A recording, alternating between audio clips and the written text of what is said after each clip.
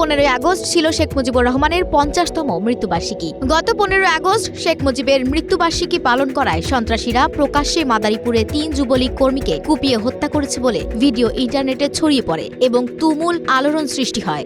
Video ছড়ানোর বিষয়টি শনাক্ত করেছে প্রেস ইনস্টিটিউট বাংলাদেশের ফ্যাক্ট চেক ও media research team Bangla fact.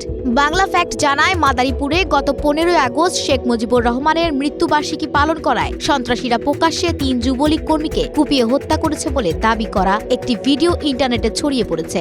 ভিডিওটিতে দেখা যায় পুলিশের পোশাক পরা 3 জনের উপস্থিতিতে দুটি ভ্যানে করে মরদেহ নিয়ে যাওয়া হচ্ছে।